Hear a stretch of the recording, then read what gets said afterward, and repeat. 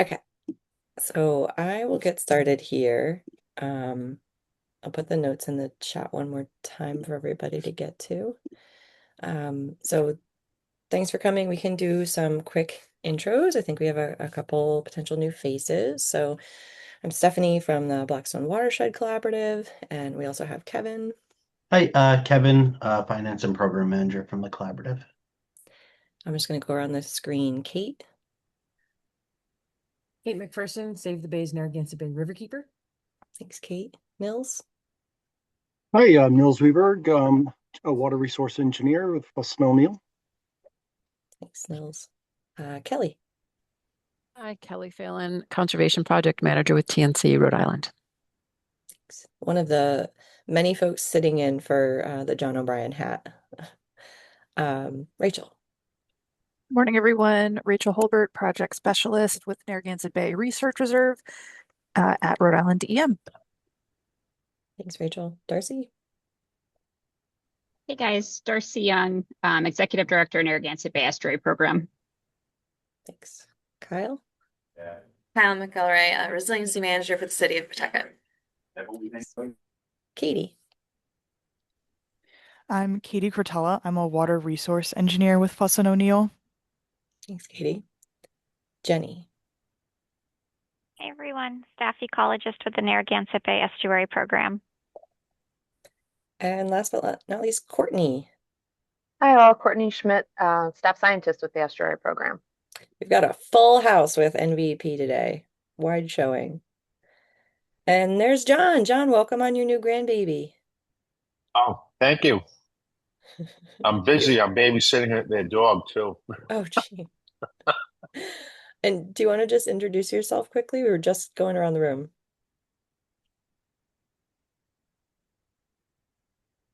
Oh, I think John froze. Bad But service in outer space. yeah. I There gotta you are. move. I always sit by that table and I can't. I freeze. Do you want to introduce yourself, John? Hi. Morning, everyone. I'm John Mazel, and I'm president of the Blackstone River Watershed Council. Thanks, John. Um, John, if you want the agenda, I'll throw it in the chat there. So the first thing on our agenda was updates on Main Street Slater permitting. Nils, do you want to talk about that? Sure. Yeah, so I think everybody has, or maybe they haven't, but the notice was sent out that the project is on the agenda for the CRMC hearing at the administrative building in Providence on the 23rd, and it is at 6 o'clock. So we are, obviously I've just been in email contact with Kyle and Jason, and Kyle, I understand Jason will be able to attend. Yeah, okay, great. And then Jason McNamee, I think he accepted my appointment, and then Matt should also be there. I don't know, Kelly, if you're able to attend, or anybody, obviously anybody here is welcome and encouraged to attend. So we don't know. I did put a request to CRMC to get copies of the technical reports from the reviewers for the technical in the ecological reports, if you will, wetland reports, just so we can see if there are any questions or potential issues and those that might indicate topics that we should prepare to address. Other than that, I'll have kind of a generic presentation ready to, if they want me to walk through the project, I will, or if they have specific questions, I can go to that slide. And then, obviously the goal is to get the vote and then have that process continue. So that's where CRMC stands. We also did get a question from RIDEM's 401 Water Quality CERT program relative to the dredging quantities. And it was really about offsite disposal of any excess dredge material that's generated by the project. We have the structure that's protruding into the downstream river channel for the Fishway entrance, and that holds roughly 1,200 cubic yards of fill. And we're going to generate approximately 430 cubic yards of excess dredge that'll be kind of stockpiled. So when that structure downstream is constructed, that 430 yards, which, roughly half of that is comprised of, rock, bedrock and cobbles from the downstream river channel, with the balance being from the upstream areas at the fishway exit and the water supply intake structure. Will be incorporated in there. So roughly, I would say 40%, maybe 35% of the volume needed for that structure is to be provided by the on-site fill. I expect that the rest of the volume would come from excavation on the riverside or on the landward side of the retaining wall, both downstream and upstream of Main Street. And there will be certainly an export of that material, which, again, everything that we've seen, it's clean. Not a lot of urban debris, if you will, kind of generic bricks in the upstream portion, maybe some concrete or granite, but nothing really that we saw that would indicate any environmental concern. So that was a response that we sent in, I think either yesterday or the day before. So 401 water quality search should be all set. And then I think from there, it's just Army Corps. And I did, have a little email exchange with Alex, who's kind of leading that review. And he indicated that he's coordinating with I think it's an in-house archaeologist relative to, the historic concerns. I assume that entails consultations with SHPOs and TIPOs. But I haven't really kind of inquired more about that, given that I'm focused on CRMC and RIDEM at this point. But I did forward him the memorandum of understanding for the prior project that included kind of stipulations from those consultations with SHPO relative to the design of the, handrails or guardrails and, the exterior of the fishway structures, the denials at that time. And I indicated that our plan and final design is to incorporate those elements to be, in concert, if you will, with, the stakeholders and SHPO's, feedback or concerns, and presumably the Park Service as a consulting party. But again, once we kind of get after next week's meeting with CRMC, I'll turn my focus to Army Corps and try to delve a little bit more specifically as to where they stand and how we can facilitate resolution of any ongoing consultations if we can. Without a lead federal agency, things are a little opaque, but Alex has been very, very responsive to any questions that I've had. So I expect that would continue. So I think that's pretty much where things stand. We also, of course, had a submittal to RIDOT, and we did get questions on the traffic, diversion plans that we included in the drawing set relative to, vehicles and pedestrians. Sean and Katie worked through those revisions, and we resubmitted those probably 3 or 4 weeks ago. So again, once we kind of get through CRMC next week, we'll just, continue to inquire to RIDOT as to the next stages of their review and what timelines and needs they foresee for that process. So any questions? I just updated from the agenda. We had that someone from PRA had to be there, and Kyle let me know that Jason would be there. Yep. Just one quick question, Kyle. Just the relationship between PRA and City of Pawtucket always confuses me. Jason has the authority to speak on behalf of PRA, even though he is for City of Pawtucket. Okay, just one. As far as I know, yes. Okay, that always still confuses me to this day. It still confuses me, Kevin. His signature is on the application form, so he's the guy. Yeah. Perfect. So, yeah. And we asked about attendance at that meeting as well, and it sounds like you'll have a pretty good contingency there. And I saw in the notes they ask that there not be multiple speakers kind of saying the same points from a Mhm. group. So I feel like if maybe Kelly is the TNC, environmental group advocate and is already in attendance, will plan on not attending and kind of taking up more time. But if there's anything that would be better coming from us, let us know. Yeah, I don't have any opinion on that, quite honestly. I think that we didn't get any. I haven't been advised of any negative comments. And so I think it's going to be minimal impacts to the resource. Obviously, significant reduction of impacts from the previous design. A lot of support, a lot of outreach, and yeah, I don't expect any roadblocks or bumps in the road for that matter. So Great. Yep. Good to hear.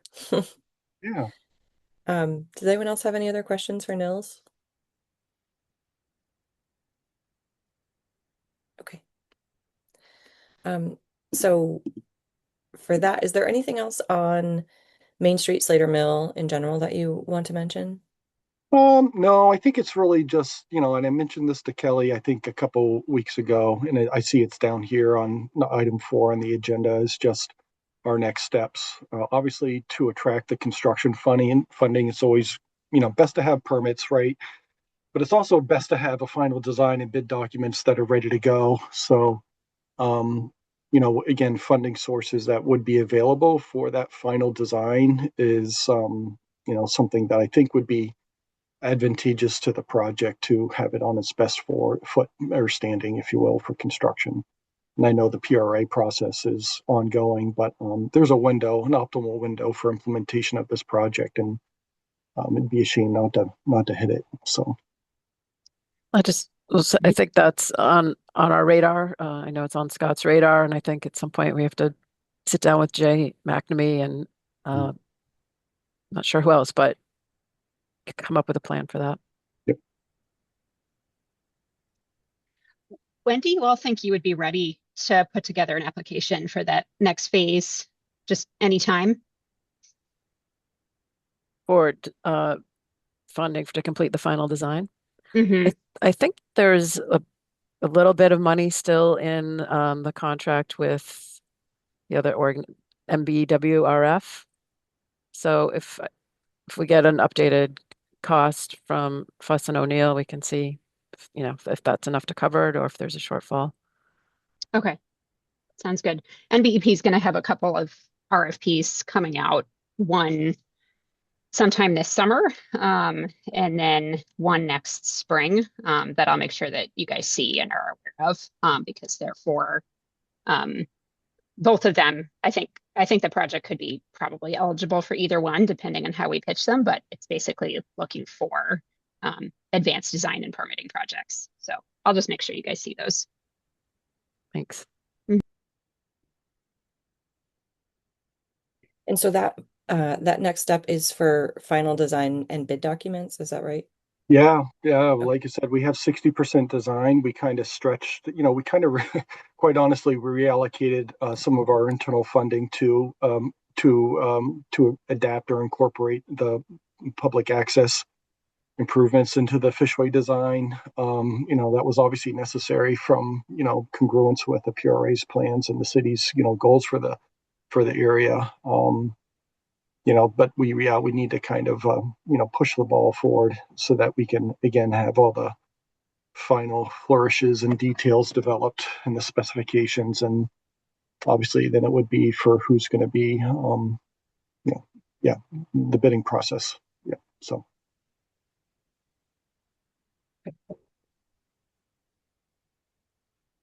Anything else on Main Street, Slater? I think that's it. Kyle, have you heard anything else about redevelopment? As far as I've heard is that they're looking at like combining a couple of the proposals, and I think that's why it's like taking a long time picking pieces from different proposals. So that's all I've heard. Okay. And I assume that there's not an associated timeline with that.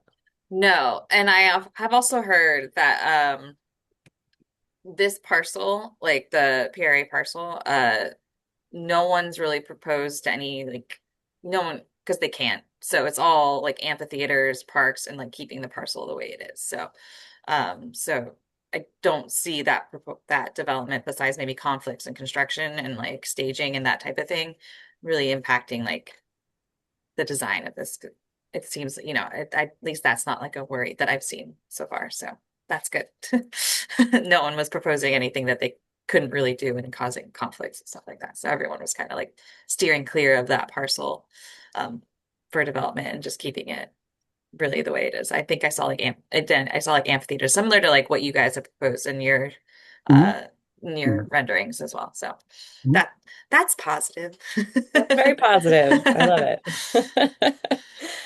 Thank you for that update, Kyle. I think I might just mention, Kelly, you might have heard that we had started in the pathway of identifying areas of the two parcels that would be needed for both temporary access during construction, obviously within the footprint of the structure, but also for items post-construction, operation and maintenance of the fishway.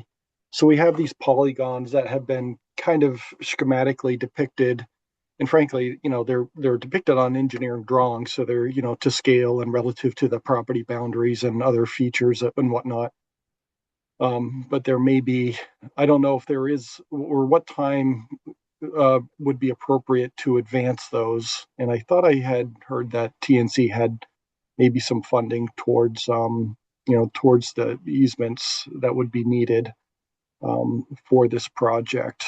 Um, so again, when the time comes that the city would like to have more specific discussions or engineered drawings as to what the areas are or would plan to be for construction access and post-construction operation and maintenance, we kind of have something to start with on that process. I think when we actually have a developer or developers for this area, I think that we need to like get all Mhm. together with them Mhm. and have that discussion. That would be that time. But it would be good for you guys to like, I guess, like have like ideas of like this is where we're thinking of Yep. staging and Be ready things to like that. discuss. Yeah. Yep. Yeah, be Yep. ready to discuss. Yeah. Okay, great. You did include, Nils, on the permit set, some staging and lay down areas, That's right? right. Yeah, Yeah. yeah. So that's consistent with everything that we presented to the PRA at this point, and it was more just like, hey, this is a slide, this is a picture of what we think right now, but we know you have plans and moving parts on your end, Yep. but this is a placeholder on our end until we have Okay. those discussions. Yep. Sounds good. One last try. Anything else? We keep coming up with more topics for Slater and Main Street, so hearing none, we can move on. Elizabeth Webbing. Is this a Nils or Sean Katie show? Yeah. I've Well, heard some exciting news. I know.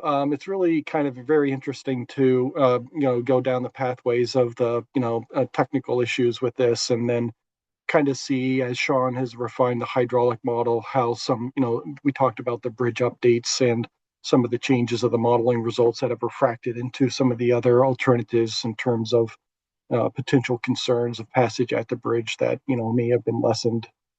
Then in the last meeting, I think we just outlined some of the changes in the width of the river, depending upon the respective lowerings of the head pond, exposed channel bottom, what that might mean from environmental exposure risk or cost to stabilize those areas. So we've kind of taken a step to look at the areas that would be exposed, obviously not only for the full dam removal alternative 4, but for the other I'll call it technical fishway approaches that had been originally developed that entailed some lowering, whether it's 2, 4, 5 feet of the head pond. Each of those will entail some exposure of the riverbed and some practice, I'll say. And we don't know what that practice will be until we get into refined study and design. But there's exposure risk, and then there's stabilization and vegetative stabilization, I would say, of the river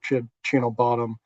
And then we also just discussed some of the river bank stability concerns between the bridge and the structures. So again, we incorporated some, stabilization practices within that immediate reach of the river. Um, and then I think the other thing that we noted was, the sound, issues in the sound study. So we can share a little bit about what we did. And Sean, we were just meeting yesterday to go through what these updates are. And we did meet with RIDEM in the last couple of weeks. Um, and Kelly was there, obviously, relative to this update. And I think at that point, he was planning to meet with Mr. Yip, had some initial, meetings with him, and you just need to pursue that process. So I don't know, Sean, if you want to share your screen, we can kind of walk through, or you can walk through what the updates are. I think the last thing I'll say before handing it off is just relative to the matrix. It's very, I wouldn't say that the finding and the scores are robust. A minute change of a score or a weighting can, kind of change the relative position of the what appears to be the most advantageous score or the highest scoring alternative. So I think it's good to sort out like the big stratification of the alternatives. But when you get into the minutia, it really becomes what does RIDEM and the community want out there, and obviously the property owner or the Mr. Yip. RIDEM has shared some of their concerns relative to operation and maintenance, and obviously there's recreational opportunities here. So there's kind of a mixed bag of the top concerns. Obviously, fish passage being, and flood resilience being the two other major, criteria, if you will. But right now we're kind of at a point where we think we know what is the most, advantageous based upon our technical analysis, but that's not the be all and end all. And ultimately, it's going to come to somebody, making that decision, or some group making that decision. So. All right. So yeah, Sean, I think you're on mute. All If right. you, yeah, How about now? Can you hear me? yeah, yep. All right. Can everybody see my screen? Like with the looks like a graphic right now of just the river and okay. All right. So I'm gonna keep this somewhat brief. I because I know we basically talked about most of this stuff at our last meeting. Uh, just see if I can get a better screen share on this one. All right. So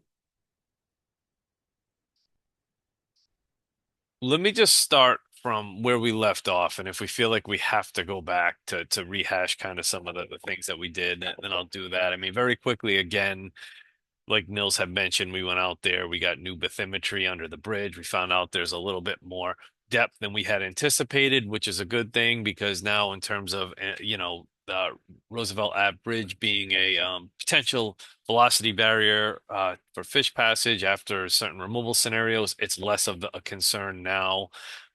Anyway, so we went through all of that stuff before. And I think, this is the alternative for a layout that we had come up with before, which essentially is a full river with nature like Fishway. Essentially, when we got off the call the last time, there was some concern about possibly increasing the base flood elevation, we'll say the 100-year flood elevation downstream for a short section of the river downstream of the Fishway. So subsequent to that meeting, I basically just shifted shifted the system a little bit to avoid that. So, essentially, alternative four would not result in any increases in flood elevations downstream. Obviously, there'll be minor reductions upstream as well.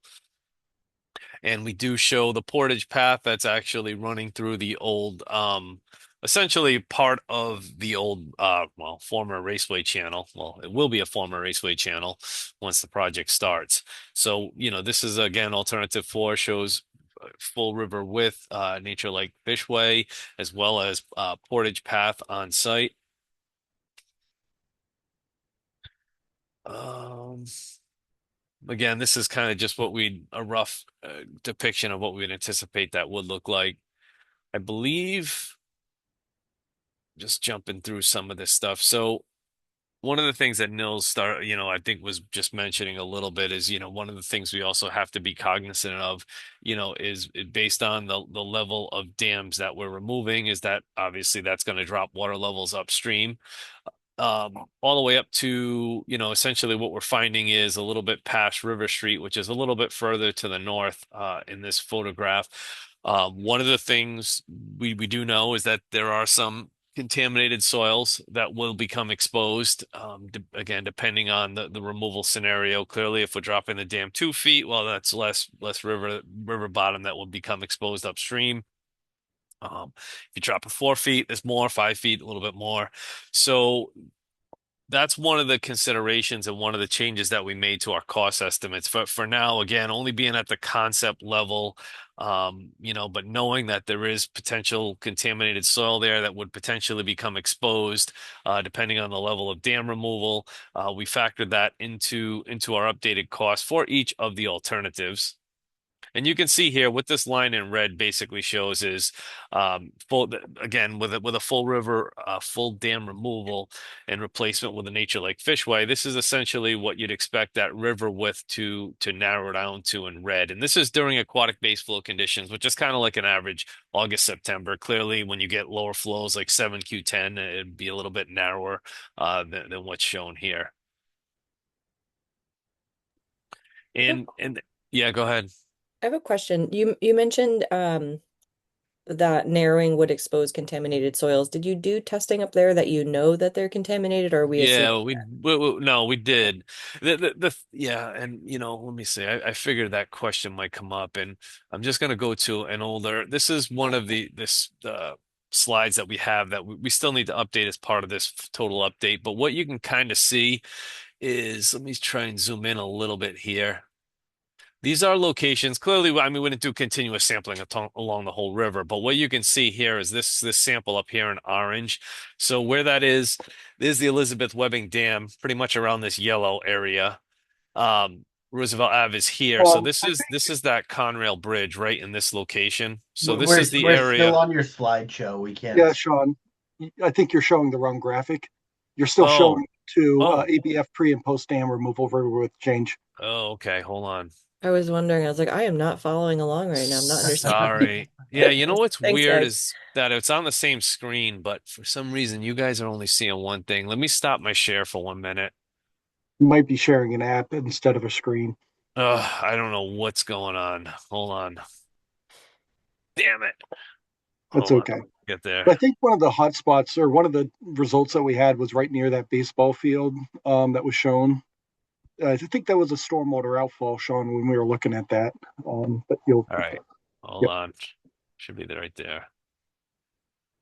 All right. How about now? What are we seeing? there you go. All right, so we're seeing basically a graphic with kind of orange, green, red circles. Okay, sweet. So yeah, so this is kind of where we did sampling. And I'll zoom out just a hair so you can kind of get a feel for it.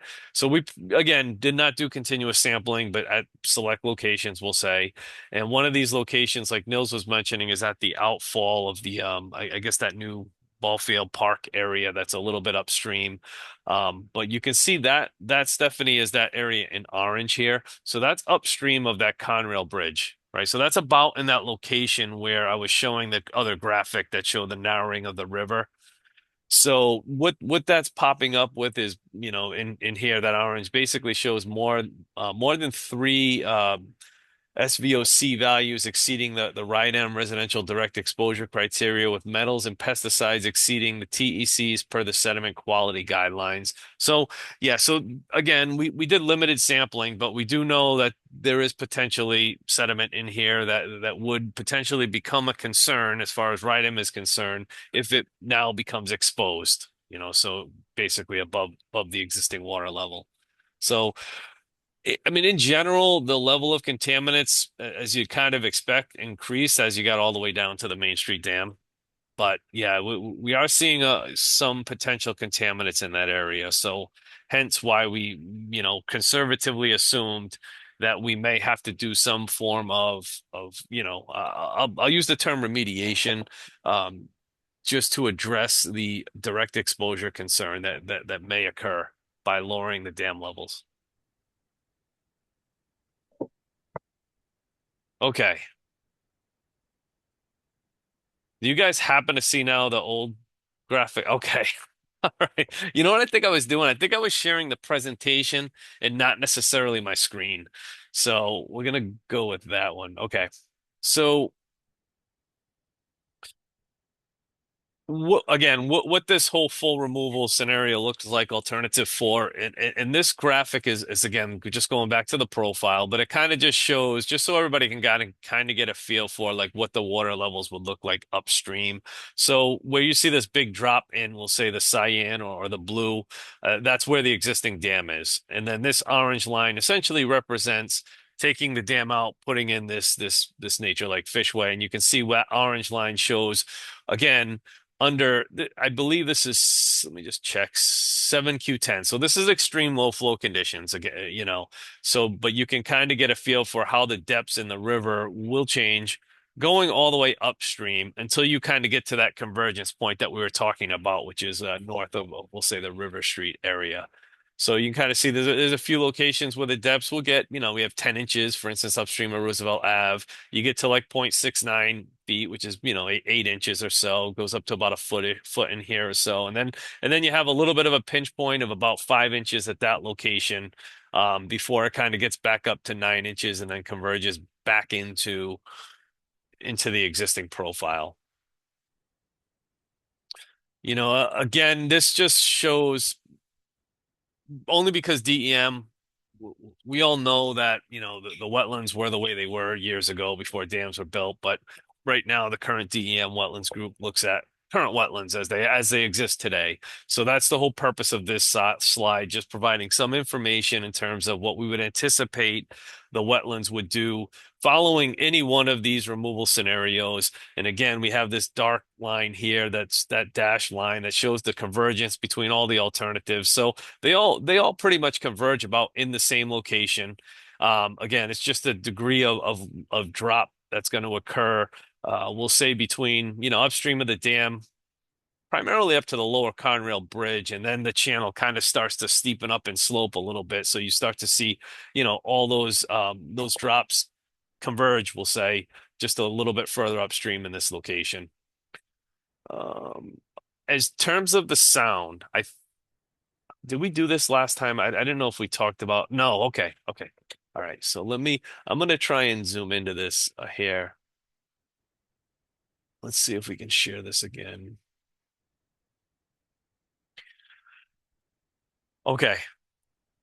So what we did, I guess, subsequent to the last discussion then, is we went out there and we actually took sound recordings at the dam just to bring everybody up to speed. This graphic here on the right side is basically one that was taken from Army Corps study.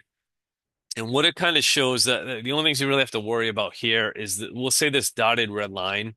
What that is that's the maximum noise that Army Corps essentially quantified from 95. And you can kind of see the decibel levels on the right. So if you start out, we'll say distance from I-95, it's up around 76 decibels. The further you get away from 95, it drops down. You can see the condominiums are shown in this, we'll say, brown area down here. But anyway, the levels are going from 76 decibels down to about, we'll say, 72-ish, right? So we would expect that during the high noise on 95, the decibel range to be between 72 to 76.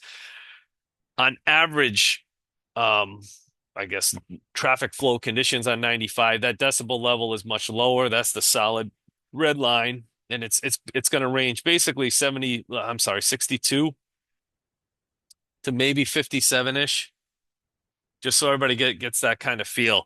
And so now when we went out there, on March 22nd, is that right? That might be May 22nd. Sorry. Oops. I apologize for that typo. We'll fix that. May 22nd here. It's shown here. But we recorded the decibel level at the dam to be about 79 decibels. So kind of going back to this graphic, 79 decibels, we're well above the maximum noise generated by 95. Nils went out same day or the day later, and he kind of took measurements at similar fishways that we've constructed down in South County. One is at Kenyon, He right at the dam, he measured a decibel of about 68 decibels. He also went down to Bradford Dam and took measurements, and those kind of ranged. I'll say yeah, right in the middle of the system or on the downstream end, it was about 69 decibels there. You can see a little bit further downstream, 70. At the upstream end, it was 63 decibels. So ranging from 63 to 70. Um, so going back, if if we remove the dam and put in a fishway, similar to what Bradford is, um, the decibel range that or the noise it would generate would be between, 63 to whatever it was, 67, which is still above the average 95. So what we found is pretty consistent with what the Army Corps' conclusion was, which was even with a full removal, we still anticipate that the average traffic noise from 95 would be essentially attenuated. However, during maximum noise conditions on 95, it would not be. And that's basically what the Army Corps concluded as well. So that essentially is what we found out. Does that make sense? Okay. Have we had a conversation with Mr. Yip about this specifically with this data? No. No, we have not. I think Jason did. Yeah, so Yeah. where we left off with Jay was that he was supposed to talk to Mr. Yip again and just kind of go over what we found during our last call with them, which was, whatever, 3 weeks or so ago, and talk about that noise level and as well as our noise level findings, as well as getting confirmation, like, that anything more than a 2 foot drop, he would be on board with. So I don't know if anybody else has heard anything subsequent to that, if he's had those conversations, what the results of that conversation were. He he told us that Mr. Yip did not say no and just needed more time to consider it. So Okay. inconclusive, but not a negative.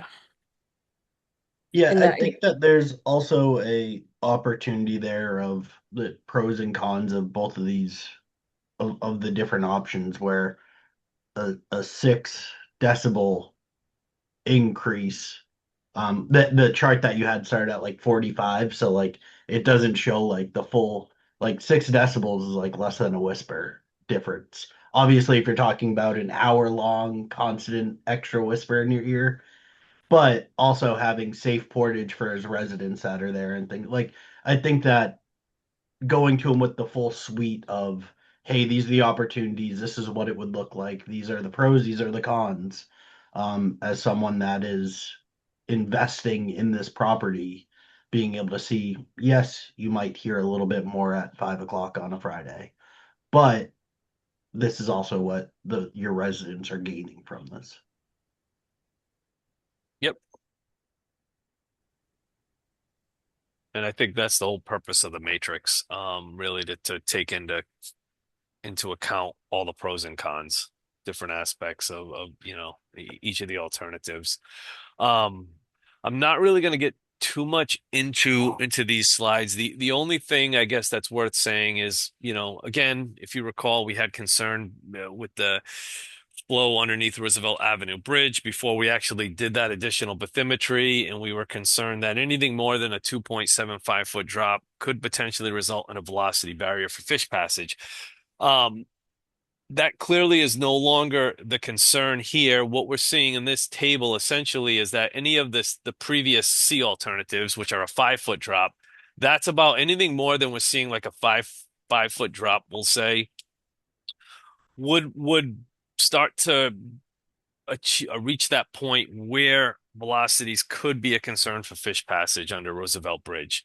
But you can see for the 4 foot removals, which are the Bs, those velocities are still under essentially 4.4 feet per second. Alternative 4, which again is the full removal, is about 4.2. So even the full removal here, we don't really see any sort of fish passage concerns upstream as a result of this. So that was again a positive that we did take away from it. But again, what you can kind of see is that al- fully removing the dam, we'll say with alternative four, and then putting in a nature like Fishway, hydraulically speaking, is we're seeing upstream hydraulics similar to what we're getting for between the 4 and the 5 foot removals under the prior alternatives. Not really going to talk about that again now. So now this is the cost estimates, and kind of like Nils was mentioning, we've conservatively factored in potential remediation costs that would occur through each of the alternatives that we had looked at. So again, that's factored into these total order of magnitude opinions of cost. So a little bit higher. I mean, as you'd expect, the alternative four, has the highest cost. Alternative, I believe, three A, which is only a 2 foot removal. And again, if we all remember, th alternative three was keeping the hydropower facility in place. So essentially, we're not paying to take that facility down at all. So that had the lowest cost. And then obviously all the ones in between, which again, I'm not gonna go through each one of these right now. Hey, Sean, Um, can I just Go add ahead. one that column of the sediment management and bank Hmm. stabilization cost Oh, on the sorry. last Yep. slide. Yep. Yep. Those are really top end. In other words, we took every exposed square foot of riverbed and assumed it would need to be treated. Obviously, if you Newly exposed. Yeah. yeah, Yeah. if you did a refined sampling program and you're able to exclude certain segments of the channel Yes. that may be cobble or gravel and not affected, then those numbers would go down. So those are kind of maximal, but relative to each, we kind of proportioned out the areas. So I just want to make sure everybody, is aware that those numbers would come down once you do a refined assessment. Yeah, they're certainly conservative, and I think for the purposes of our matrix, I hate to say it, but I don't want to get caught too much in these values. It's more so just in the overall cost, because in our matrix, we're just ranking them, for instance, the highest, the lowest, right? It doesn't necessarily say, oh, this is 14 million, it's still the highest, or if it was 12 million and you adjust all the other ones down, it's still the highest. So. But yeah, these values here are very, I think they're probably the most conservative at this point. I think there's also, and it's probably within your matrix, but the long-term maintenance costs. That's in here. Yeah, Yeah, because yeah, yeah, yeah. it may be more expensive off the bat for sure. Yeah, Long yeah, term. and what you're saying is kind of leading us all into this matrix, right? Where for instance, yeah, okay, the construction cost is the highest, but the actual maintenance cost long term will be lower. And for instance, that's why you see when you under here O&M maintenance requirements, based on we did have a subsequent conversation with DEM Fisheries, and Phil Edwards was kind of like, this is important. We want to bump up that O&M, and there you go. We bumped it up to a criteria weighting of 10. But again, the best score um, is alternative four. It's getting the eight. So yes, so that's what this matrix does is it takes into account, everything from aquatic organism passage, sound curtain effects, upstream upland effects, community engagement access, recreational benefits. So yeah, so that's kind of what this matrix does. And I guess just to summarize what we're seeing at this point, the highest ranking alternative was alternative four, which is the full dam removal with the nature like fishway. That was coming out to be a 641 here in this column. The next highest I would say were the vertical slot fishways, which were, obviously the 2 foot lowering and then the 4 foot lowering, 6.23. Again, based on what I was seeing with I think the concern with going lowering 5 feet or so, those velocities under Roosevelt Ave, we're starting to approach that like, we could potentially become a velocity barrier to passage. So, um, but yeah, these would be the top, I would say the top three, uh, and again, with the top one being alternative floor when you factor in all the pros and cons to all the different evaluation criteria.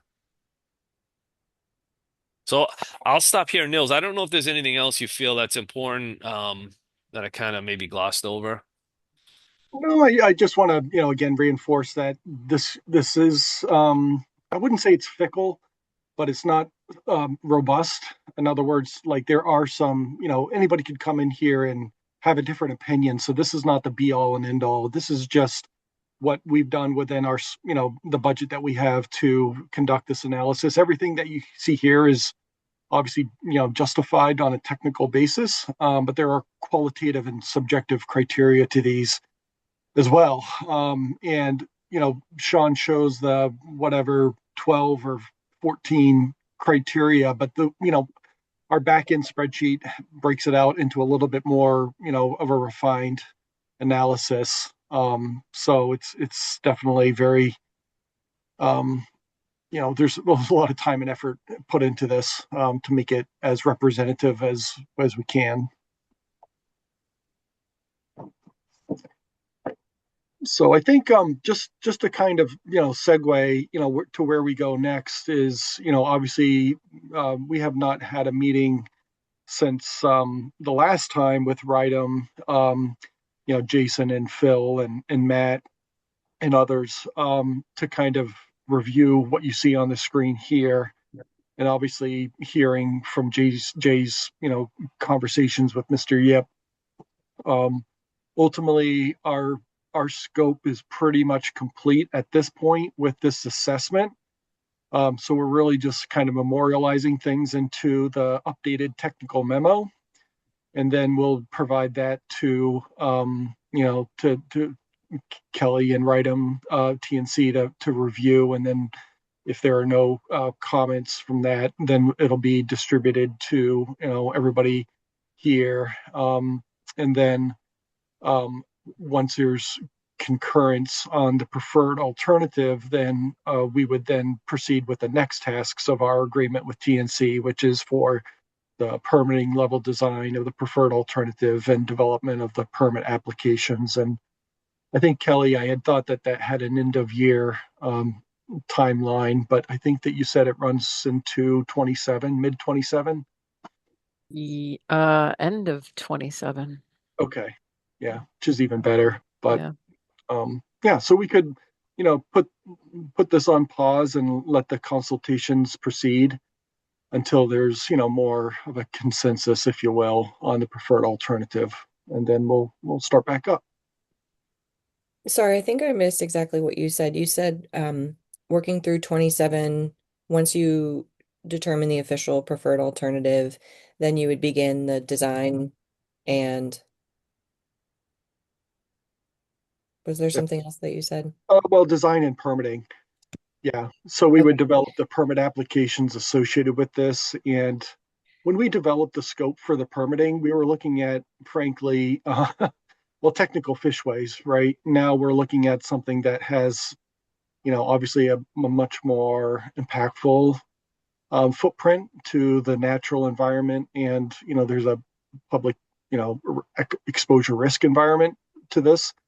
So I don't know that we have in our current funding anything to do refined sampling analysis of constituents along the riverbed that would be exposed, and a sediment mobilization study, if that's needed.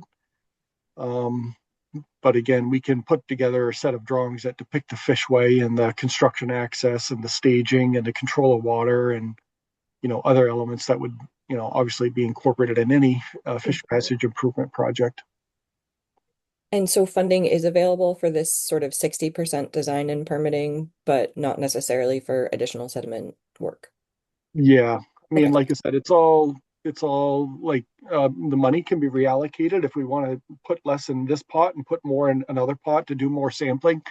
That's a conversation with TNC and RIDEM and others to see if that funding can be used in for those different purposes. But for now, we can just report the data that we have and submit it to the agencies and see, what questions or comments or concerns they have, and then, um, take it from there. But I think, spending $6 or $7 million to cap, an extensive portion of the riverbed is, certainly not something that we would advise to be included.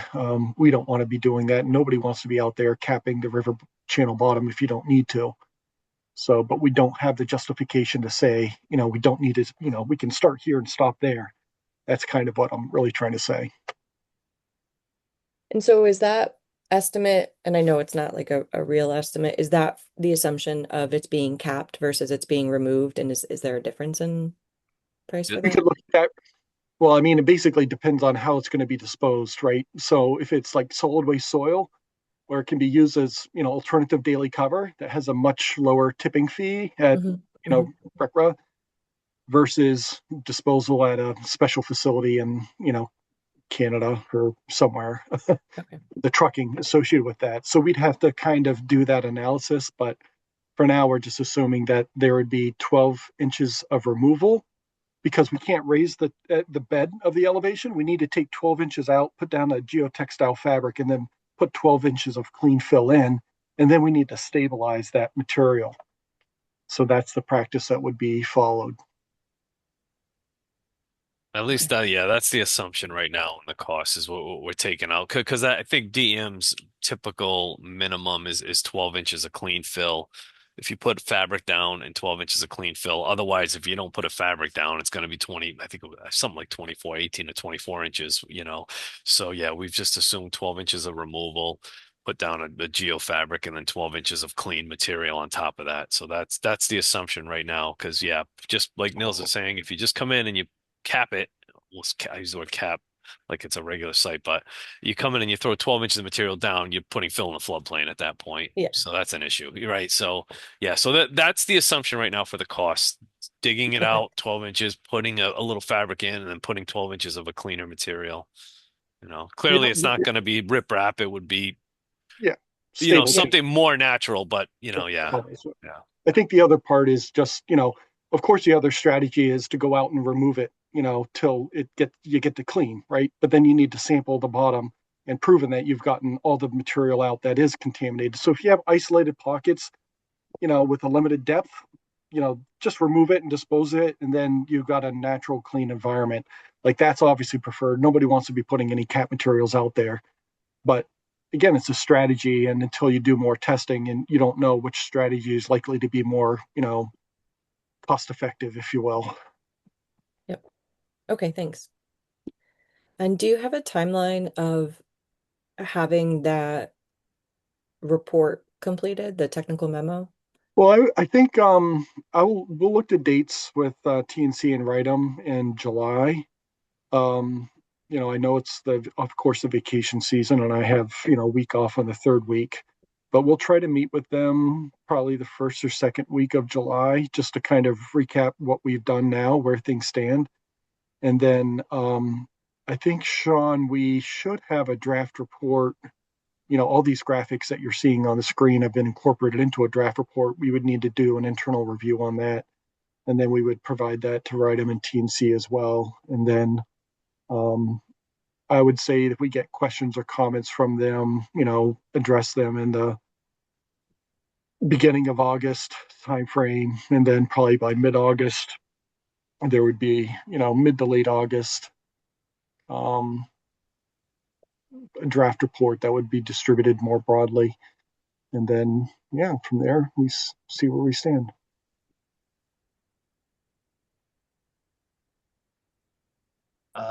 Throwing on my old Park Service hat as Eric isn't here. I don't know if everyone got the email, but he is the current acting Region 1 Environmental Officer for the Department of the Interior.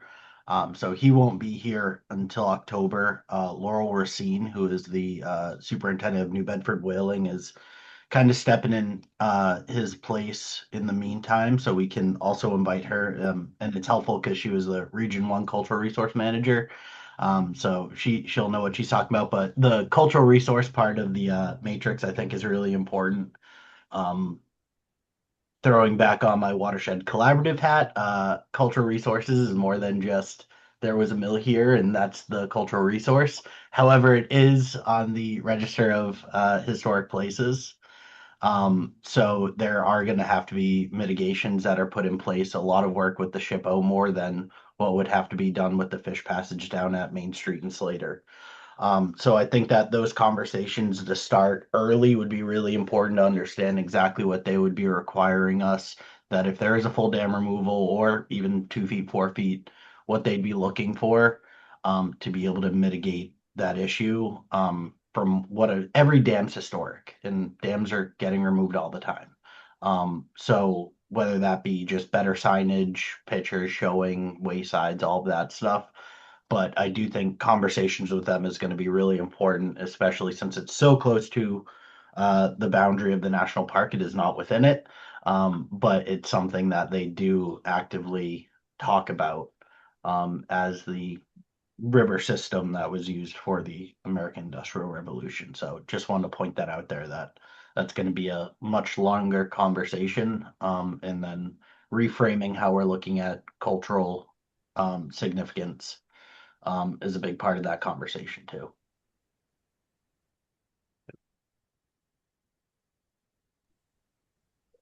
Yeah, thanks, Kevin. I think it might be worth a conversation with the Park Service pretty early when we get that memo, maybe just to specifically say that this is the preferred alternative and this is why for all of these different considerations. One of them certainly is cultural resources. And just, I think it can help to just say really early on that we want to, respect the historical fabric. Is that's the phrase, right? Of the structure. And so, removing some of the stone from the dam itself could be reused as like a bench or, some sort of historical marker and kind of making sure that we're reusing the materials to kind of respect that history can really make a difference early on. Fingers crossed.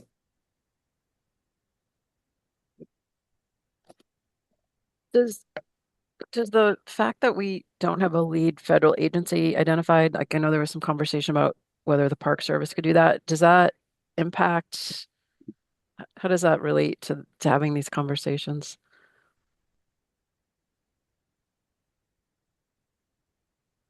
I don't know the answer to that. Yeah, I mean, I guess, if there's like that's where we are with Main Street, right? So you can have preliminary conversations on a, like an unofficial basis to kind of get, and that's what we did with SHPO at Potter Hill Dam. They came down to the site, we talked about what we're planning to do down there, and they gave us feedback, and it was all very good.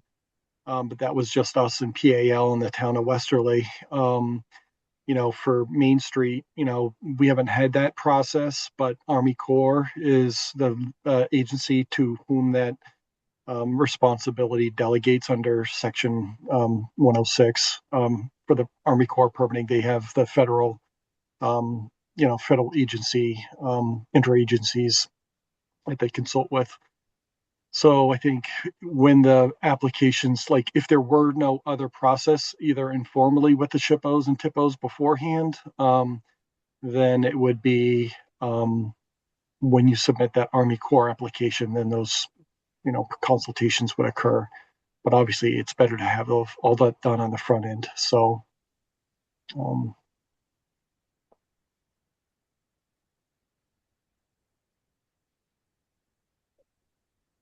Any other questions about Elizabeth Webbing or conversation? I feel like we buried the lead there and just sort of like talked about it, but didn't say like, "Hey guys, guess what?" So I was really excited when I heard about this of, full removal being the preferred alternative and doing this in river nature like Fishway. I think that it just opens so many doors to funding opportunities that are challenging otherwise, as we've found. Um, it's a little bit easier when you can say like we're doing the most we can for this restoration when you're going after these habitat and ecological grants. Um, I know that this was not to speak for them, but from what we heard, this was also the preference of the tribes that we're working with, both the Narragansett and Nipmuc. They really wanted to see as much full restoration as possible, putting the river back to where it was pre-colonial. So I think that this would also be considered a win for our tribal partners, and that hopefully will help within that shippo consideration of, as Kevin said, it's not just colonial history, it's a longer history than that as well when we're considering cultural resources. Um, and it's really exciting that we can get so many different wins on this project of, scoring the best for fish passage, scoring the best for recreation, scoring the best for water quality, right? We're getting a lot of different wins here. So I'm really hopeful that this can kind of move forward, everyone's on board, and finalize this memo and start getting to that 60% design and share this information more broadly. Yeah, I just wanted to say thanks to the team for making this alternative happen, and pursuing it, and doing all the homework, and really looking into it as deeply as we can. And I'm also excited. I think this is really interesting. It's not where we were like 2 years ago when we first started this agreement, but it's awesome. It's just great to see how this has evolved. So thanks everybody. Yeah, we appreciate the extra paperwork and revisions that have gone into being able to explore this alternative, and I hope it's all worth it. No big deal on our side at all. Nope, just happy to support it. Well, Sean and Katie, they've done really a great job on this. A lot of effort gone into that, long hours. Sean, I know that you do these little, I don't know, Sean comes up with these renderings. I'm like, how the hell did he do that?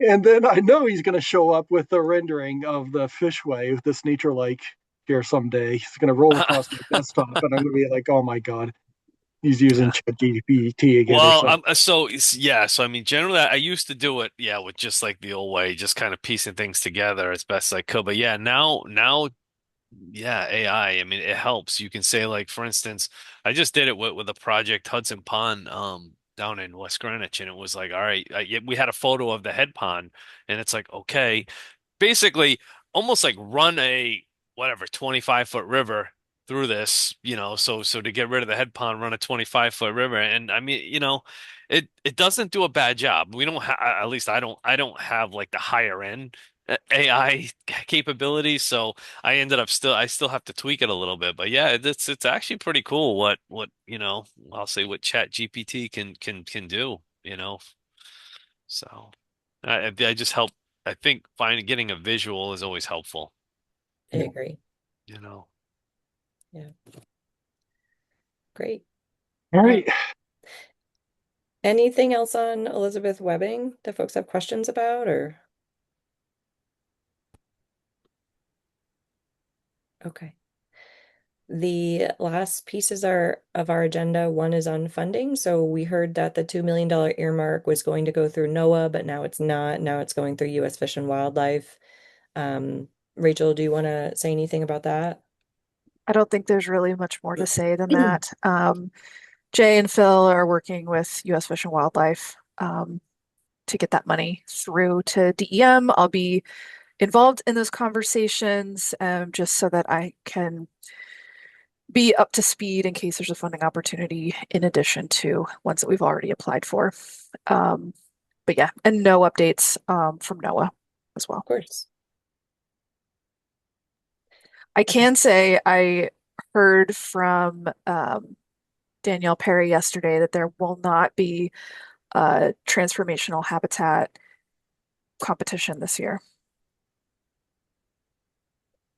Is reading between the lines there that they're just going to reconsider the existing I pending have no idea. It applications, was okay. a meeting about something completely different, but there won't be a competition released for additional funding this year.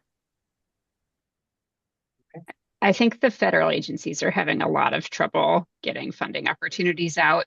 There's just a lot of obstructions in their way. EPA is having the same issue. So it's, yeah.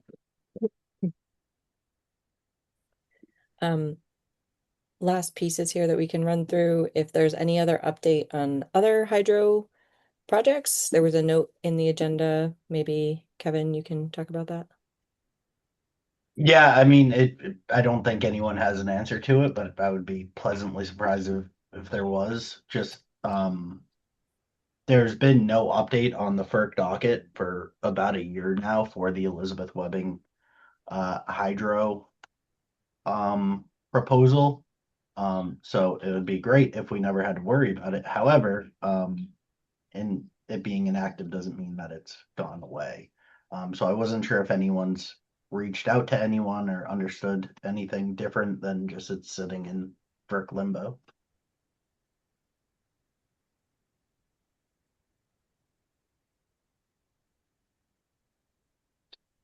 Yeah, not sounds impressed. great.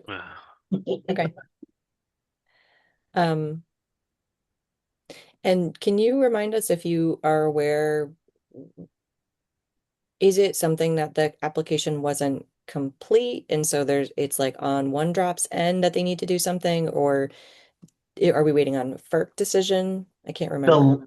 The last big thing that was that they submitted something that was confidential, so you have to be within FERC to see it. But the last big thing was the Narragansett Bay Commission intervening as their project would ruin the Right. huge sewage update that they've been doing for the past decade.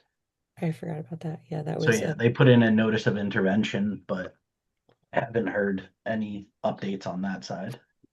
okay.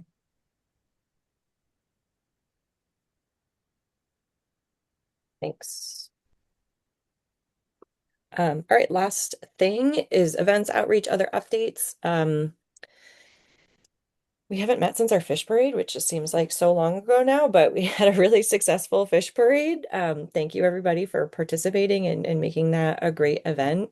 We were basically sold out we used all the boats that we had access to. We had a lot of people bring their own. It was really fun. We also worked with Dave Lawler, who does Run of the Mills, does a lot of videography on the Blackstone, and he made a video about the fish migration project and the parade. And so we're just putting like the final touches on that, and it will be public pretty soon, probably within the next week or so, I would say. I think we just had like a minimal edit. Yeah, he already sent me that edit too, so I Love think it. we're done.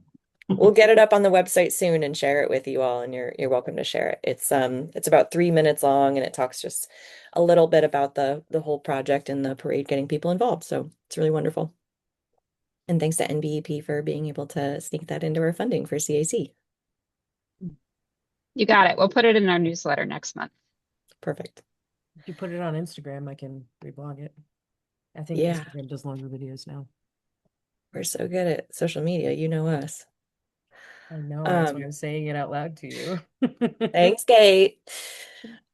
Okay, that's it on our agenda. Our next meeting will be July 16th. I think we'll probably go back to our in-person and Zoom, unless there's a reason why you would want to prefer just Zoom next time, but DEM, keep us posted. Should be good. Wonderful. Okay, we'll see you all on July 16th. Thanks, everybody. Thanks.